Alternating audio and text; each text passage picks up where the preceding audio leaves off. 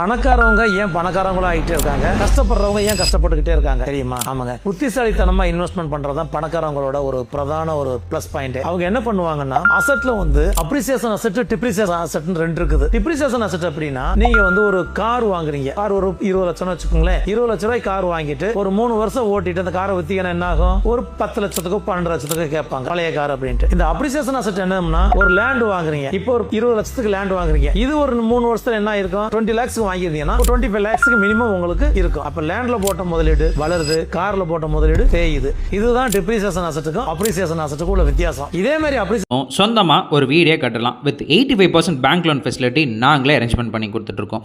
Government employees, working professionals, ID professionals யாராக இருந்தாலும் இங்கே நீங்கள் உங்கள் சொந்த வீடை கட்டிக்கலாம்.